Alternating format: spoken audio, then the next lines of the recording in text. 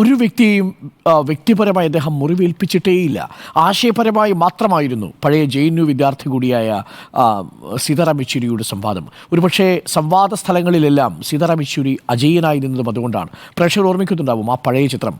1975 അടിയന്തരാവസ്ഥയുടെ കാലത്ത് അദ്ദേഹം SFI പ്രസ്ഥാനത്തിൻ്റെ അഖിലേന്ത്യാ തലപ്പത്തിലേക്ക് വരുന്നതിന് തൊട്ടു മുമ്പുള്ള സമയങ്ങളിൽ JNUവിൻ്റെ പ്രസിഡൻ്റായി വരുന്ന ആ സമയത്ത്, യൂണിയൻ ഭാരവാഹിയായിരിക്കുന്ന സമയത്ത് ഇന്ദിരാഗാന്ധിയെ JNUവിൽ തടഞ്ഞുകൊണ്ട് അദ്ദേഹം നടത്തിയ പ്രസംഗം, ആ കുറ്റപത്രം വായിച്ച് കേൾപ്പിക്കുകയാണ്. മുൻപിൽ നിൽക്കുന്നത് ആരാണ്? സർവകലാശാലയുടെ ചാൻസലർ കൂടിയായ പ്രധാനമന്ത്രിയാണ്. ഒടുവിൽ ആ പ്രസംഗത്തിനൊടുവിൽ പിറ്റേ ദിവസം തന്നെ ഇന്ദിരാഗാന്ധിക്ക് ആ ചാൻസലർ സ്ഥാനം രാജിവെക്കേണ്ടി വന്നു എന്നത് പ്രേക്ഷകർ ഓർമ്മിക്കുന്നുണ്ടാവും. JNUവിലെ എക്കണോമിക്സ് PhD വിദ്യാർത്ഥിയായിട്ടാണ് അദ്ദേഹം ഗവേഷണം ആരംഭിക്കുന്നത്. പക്ഷേ പിന്നീട് രാഷ്ട്രീയത്തിലേക്ക്, അടിയന്തരാവസ്ഥയുടെ രാഷ്ട്രീയ ചൂളയിലേക്ക് എടുത്തെറിയപ്പെടുകയായിരുന്നു.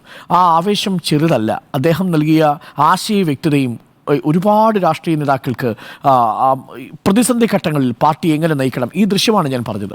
ഇപ്പോൾ കാണുന്ന ബ്ലാക്ക് ആൻഡ് വൈറ്റ് ദൃശ്യത്തിന് അത്രമേൽ പ്രാധാന്യമുണ്ട്. JNU ക്യാമ്പസിൻ്റെ പുറത്ത് അദ്ദേഹം ചാൻസലർ കൂടിയായ പ്രധാനമന്ത്രിയെ തടഞ്ഞുകൊണ്ട് നടത്തിയ പ്രസംഗം വളരെ പ്രധാനപ്പെട്ടതായിരുന്നു. അങ്ങനെ ഓർമ്മകൾ ഒരുപാട് ജ്വലിച്ചു നിൽക്കുന്നുണ്ട് നമ്മുടെ മുന്നിൽ. രാഷ്ട്രീയത്തിൽ എന്ന പോലെ വിദ്യാഭ്യാസത്തിലും കഴിവ് തെളിയിച്ചയാളായിരുന്നു സീതാറാം യെച്ചൂരി.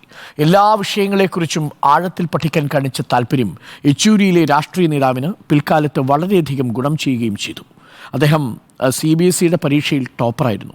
പിന്നീട് ഡിഗ്രി പരീക്ഷയിൽ, പിന്നീട് JNUവിൻ്റെ എൻട്രൻസ് എക്സാമിനേഷനിൽ, JNUവിൻ്റെ PhD കോഴ്സ് വർക്കിൽ, ഇതൊക്കെ അദ്ദേഹത്തിൻ്റെ വിദ്യാഭ്യാസ പ്രാവീണ്യം തെളിയിച്ചയാളാണ്. പക്ഷേ പിന്നീട് അദ്ദേഹത്തിന് ഗവേഷണം പൂർത്തിയാക്കാൻ കഴിയുന്നതിന് മുമ്പ് അടിയന്തരാവസ്ഥയുടെ രാഷ്ട്രീയാഗ്നിയിലേക്ക് ആളിക്കത്താൻ ഇറങ്ങുകയായിരുന്നു. ആ അനുഭവം കൂടി.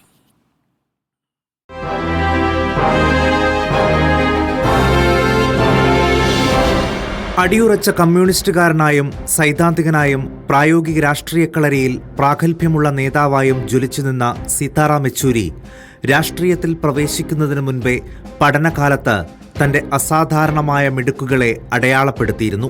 നിറയെ ഉദ്യോഗസ്ഥരും വിദ്യാസമ്പന്നരുമടങ്ങിയ കുടുംബാന്തരീക്ഷത്തിൽ നിന്നും വന്ന യെച്ചൂരി ചെറിയ പ്രായത്തിൽ തന്നെ പഠനത്തിൽ റാങ്കുകൾ വാരിക്കൂട്ടി. ഹൈദരാബാദിലെ നൈസാം കോളേജിലായിരുന്നു യെച്ചൂരിയുടെ ഹയർ സെക്കൻഡറി പഠനം. തെലങ്കാന സംസ്ഥാനത്തിനു വേണ്ടി പ്രക്ഷോഭം പൊട്ടിപ്പുറപ്പെട്ട സമയത്ത് സമരത്തിന്റെ ഭാഗമായി പഠനം തടസ്സപ്പെട്ടു. പിതാവിന് ഡൽഹിയിലേക്ക് സ്ഥലമാറ്റം ലഭിച്ചതോടെ യെച്ചൂരിയുടെ പഠനവും ഡൽഹിയിലേക്ക് മാറി. ഡൽഹിയിലെ പ്രസിഡൻസ് എസ്റ്റേറ്റ് സ്കൂളിൽ ചേർന്ന് പഠനം പുനരാരംഭിച്ച യെച്ചൂരി അന്ന് CBSE അഖിലേന്ത്യാ പരീക്ഷയിൽ 1ാം റാങ്കാണ് കരസ്ഥമാക്കിയത്. അതും അന്ന് നേടാൻ ഏറ്റവും പ്രയാസമായ 74.8% മാർക്കോടുകൂടി. പരീക്ഷകളിൽ ഉന്നത വിജയം കൈവരിച്ച യെച്ചൂരി മാതാപിതാക്കളുടെ സ്വപ്നം അതോടെ സാക്ഷാത്കരിച്ചു. പഠനത്തിൽ അസാധാരണ മിടുക്കുള്ള യെച്ചൂരി ആ വഴിയിൽ ഏറെ മുന്നേറുമെന്നായിരുന്നു മാതാപിതാക്കൾ കരുതിയത്.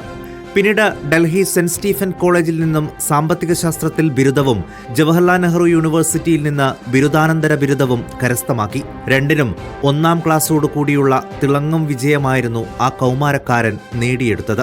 ബിരുദാനന്തര ബിരുദത്തിന് യെച്ചൂരി നേടിയ മാർക്ക് മറ്റൊരാൾക്ക് മറികടക്കാൻ ഒരുപാട് നാൾ കാത്തിരിക്കേണ്ടി വന്നു. പിന്നീട് JNUവിൽ തന്നെ PhDക്ക് ചേർന്നെങ്കിലും അപ്പോഴേക്കും യെച്ചൂരിയുടെ ലോകവീക്ഷണവും അക്കാദമിക ലോകത്തോടുള്ള കാഴ്ചപ്പാടുകളുമെല്ലാം മാറിയിരുന്നു. സർവകലാശാല സിലബസുകൾക്ക് പുറത്തുള്ള ജനകീയ പ്രശ്നങ്ങളിലായിരുന്നു യെച്ചൂരിയുടെ ശ്രദ്ധ. ഒരു ഗവേഷകൻ എന്ന നിലയിൽ തന്റെ ജീവിതത്തെ അക്കാദമിക്സിൽ ഉയർത്താൻ അദ്ദേഹത്തിന് സാധിച്ചില്ല.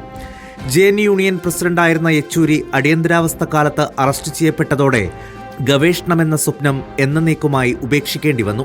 പഠിക്കാൻ മിടുക്കനായി പഠനത്തിൽ മാത്രം ശ്രദ്ധിച്ചിരുന്നെങ്കിൽ ഒരുപക്ഷേ യെച്ചൂരി ഇന്ന് അക്കാദമിക്സിൽ ഏറെ മികവ് പുലർത്തിയ ഒരാളായി മാറിയേനെ.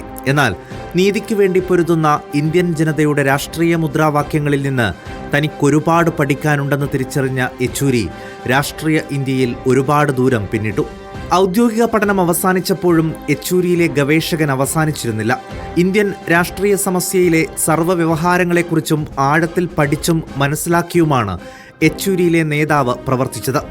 മികച്ച പ്രസംഗികനായി തെരുവുകൾ മുതൽ പാർലമെന്റ് വരെ വിറപ്പിച്ച യെച്ചൂരിയുടെ ഓരോ വാക്കുകളും ഇന്നും പലരെയും പ്രചോദനപ്പെടുത്തുന്നതാണ്.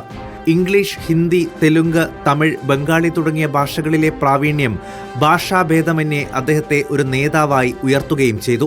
പാർട്ടിയിലെ പഴയ തലമുറയ്ക്കൊപ്പം തോളോട് തോൾ ചേർന്ന് നിന്നപ്പോഴും പുതിയ തലമുറയ്ക്ക് കടന്നുവരാൻ പ്രചോദനമായ നേതാവായി നിലകൊണ്ടു. പാർട്ടിയിൽ ചേർന്നാൽ പഠനവും വിദ്യാഭ്യാസവും നശിച്ചുപോകുമെന്ന കാഴ്ചപ്പാടിനെ അദ്ദേഹം തിരുത്തി. അറിവിനെ നിരന്തരം പുതുക്കുന്ന ഒരു അന്വേഷി അദ്ദേഹത്തിന്റെ ഉള്ളിൽ എപ്പോഴും ഉണ്ടായിരുന്നു, മരണം വരെയും. News desk reporter.